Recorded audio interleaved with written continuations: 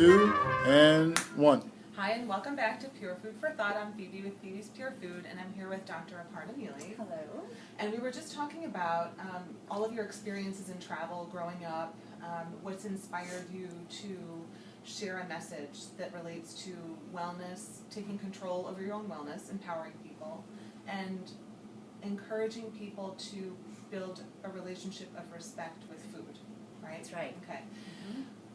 How do you share that with your family? Because I think a lot of that starts at home. And, Yes. And how do you want to share that with the rest of, like, our area in Berks County and I think even a bit beyond? Well, to be honest, my patients are like my family too. I spend so much of my day and my life with my patients that I sort of treat them the way I do treat my family. To be honest, the clarity of my message came forth recently when I lost a dear friend who literally died in the middle of a sentence. He had a massive heart attack. He was a doctor in town. He was a picture of health. He was 6'3", a swimmer, and a handsome guy, but literally dropped dead in the middle of a sentence of a massive heart attack. And that was my first experience with death that close to me. And it made me realize that our society in general puts a lot of pressure on metrics and the visual beauty of a person. Okay, you're thin, therefore you're healthy. And in that moment, I realized that your outside beauty is just a small function of what your inside is. Your beauty really has to come from the inside. I mean that literally and figuratively. And you could look as great as you wish on the outside, but you could be a ticking time bomb within. And because I'm a digestive doctor, I focus a great deal on nutrition and taking stock of how we eat and what we put in our body, because your inner health really determines the rest. And so I make that clear to my patients. Stop focusing on how much you weigh. I tell that to my children as well. Everyone wants to look good, and that's great. But if you're not good on the inside, you won't be around to look good on the outside. Exactly. Yeah. So getting back to your question then about how I handle this at home, as I mentioned earlier, we have a tremendous respect for food. There was one day, and it was the only time that happened, that my 5-year-old and 7-year-old decided to play with food, and they were throwing it at each other. Oh. And I sat with them, and I had a very long conversation about the importance of respecting food. I don't want you to think we don't have a good time. We do. But I think the key is food is important, and every piece that you have on your plate is something that someone else didn't get to have. And so I like us to take a great deal of time to enjoy what we're eating. I'm very careful at home to create a variety of tastes and to do sampling of different kinds of foods so you can see the way they interplay with one another. Do you grow your own? Beg your pardon? Do you grow your own food? We do. We grow our own food. I'm not a vegetarian. I eat everything, but we definitely eat from the ground, and it's so edifying and fulfilling to show a child that, listen, your hands that you took to make this zucchini, you're now eating and enjoying. Right. And not only do they grow it, but then we also cook it together. So they appreciate the whole process from earth to plate on how that food got there. I definitely emphasize both to my patients and to my family the importance of eating small, frequent meals. To be honest, I'm going to speak a little medically now. A lot of people focus on eating healthy and maybe no carbs, low carbs, avoiding this food group. I'm not big as a doctor on avoiding food groups. All the food groups have a role and are important, as long as you don't call tasty cake a food group. Right. But the key is it's a volume issue. Right. If you look at other countries and you just go to a restaurant, you'll see that the serving sizes of their meals are far smaller than the meals we serve here in America. America, it's all about supersized. And you go to these large-scale grocery stores, and the chicken breasts are tremendous in size. They're almost an unnatural size because of the hormones that are used. And everything has to be supersized. Somehow it's this need to get the most for your money. But the most for your money is keeping your belly full and not being unhealthy as a side effect. And so I try to tell my patients and my children that it's sort of about the volume, it's a volume control issue. The stomach is a muscular bag, so it accommodates the size of your meal. If you have 3 meals a day, let's say, and most of us Americans work hard all day and then get our big meal at night, your stomach stretches to accommodate that meal. But look, it's hanging out at this size. That means you need that much in there to feel full. But if you eat smaller meals every 2 to 3 hours, look, your stomach shrinks to accommodate the smaller meal. Now it's hanging out at this size. That means you only need this much in there to feel full. It's virtually impossible to overeat when you eat every 2 hours. Provides a steady stream of nutrients into the gut. It improves metabolism, and it's a wonderful way to keep your weight in control as well. I think this is very fascinating. Oh, and good.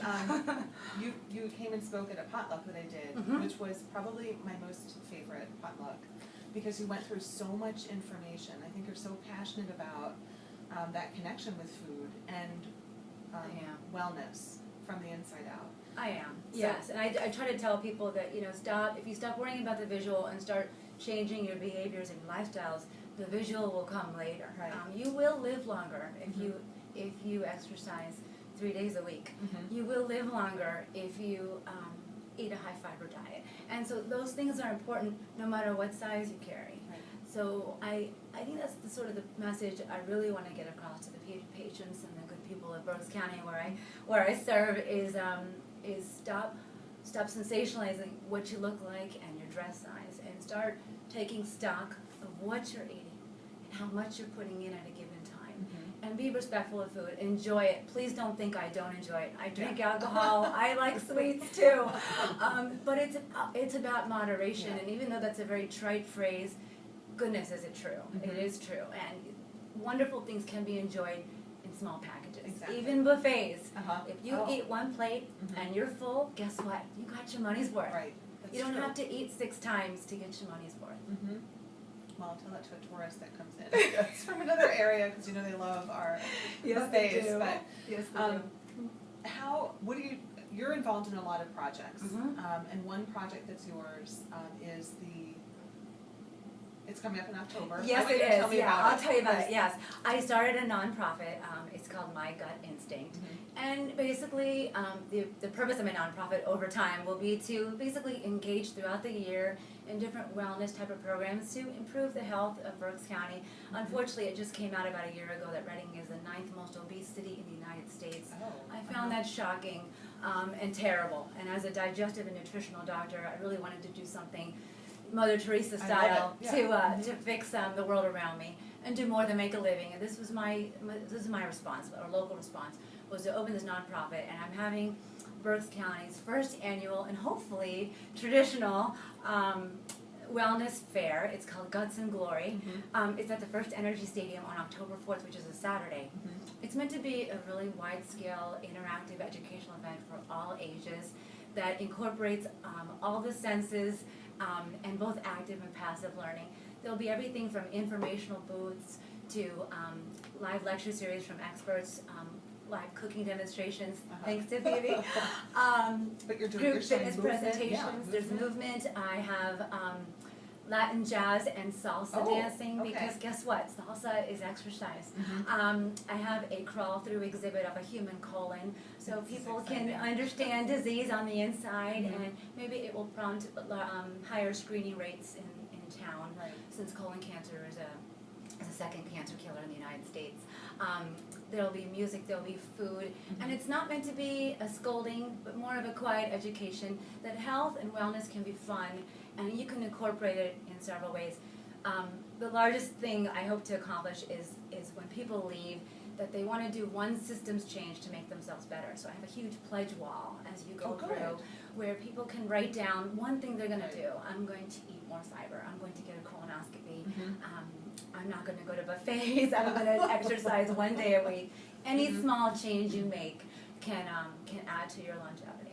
And people will sign their names to this pledge. That's right. Okay, I think that's a great idea. It's a way to make it very real. I for hope people. it'll be very successful. I've spent a lot of time on it. I hope so too. Yeah. I'm excited about it. I'm excited that you are so passionate, but you're not just passionate in speaking it. You're actually moving, like you said, into action, which I think is really important. Absolutely. So I hope you fill the house. I hope it's packed. I hope so too. And that's October 4th.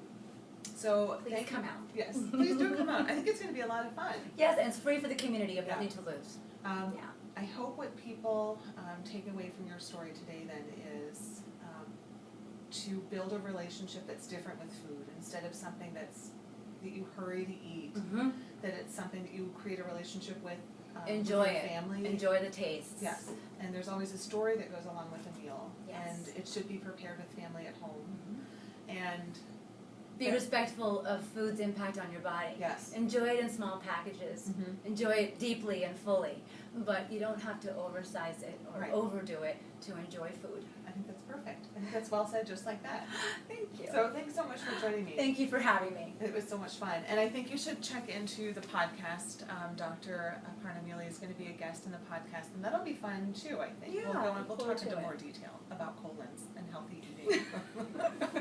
So thanks for joining us, and we'll catch you in the next episode.